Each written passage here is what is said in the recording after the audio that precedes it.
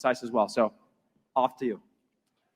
All right, well, thank you. Good evening, everyone. I have two questions. So I often hear people say that as long as we believe that we can save some babies by passing a bill that contains injustice and partiality, we should still do it. I think we heard that tonight here in the debate. So I want to ask my first question in two different ways. Is the purpose of Idaho law philanthropic or to establish justice in our state? Second way to ask the same question, is the job of the legislature to save lives or to do justice?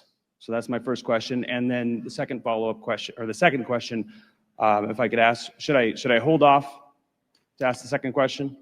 Yeah, we might just do one question per audience member, just because we have got a pretty long line. Okay. Okay, yeah, okay, that's fine. We'll do two. Thank you.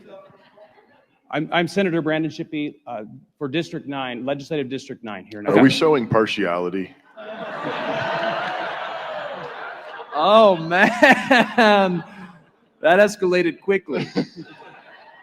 All right, you get two questions. Yes, we're showing a little partiality. But not partiality in judgment. I would answer you do justice. You save lives by doing justice. I wouldn't want to set the two in opposition.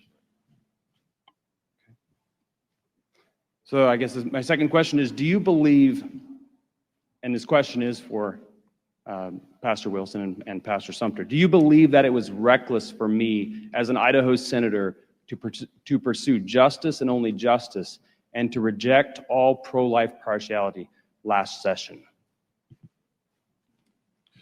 I don't think it's reckless for you to be promoting heavily a complete abolition bill.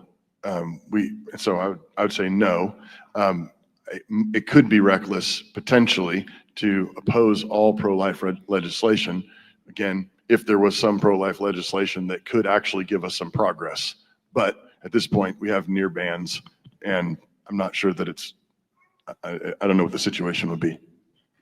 I would say that if I were governor of Idaho, and what a glorious 3 days that would be, but if in those 3 days the bill that you advanced got to my desk, I would sign your bill. So I don't think you're wasting your time or doing bad things. I believe that even though we differ in the ways that we've discussed, I'm grateful for reasonable abolitionists who move the Overton window. And I believe that the Overton window has been moved as a result of this debate, and that part of it I'm grateful for.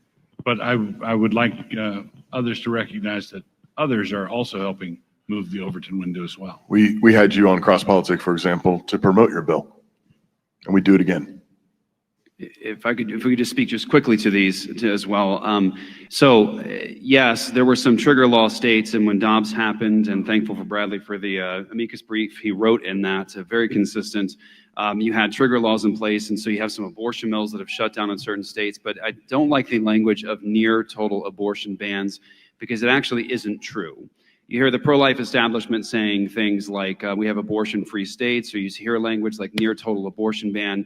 Because of the pro-life regulatory bills, because of the pro-life establishment's position over 50 years of Roe versus Wade, we've taught the culture a doctrine about abortion. We've minimized and devalued the value and dignity of human life.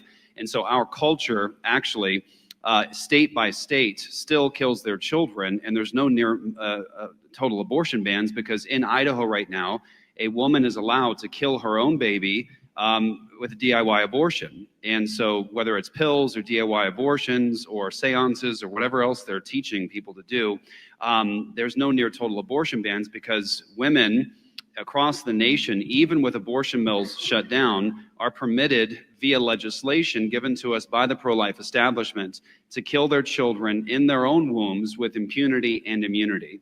In some of these states where we hear about near total abortion bans or we have abortion-free states, the abortion numbers are actually rising in those states via pills and DIY abortions. And so the language of near total abortion bans, unfortunately, isn't actually true. Because you close the mills Doesn't mean you stop the pills or the mothers doing it themselves.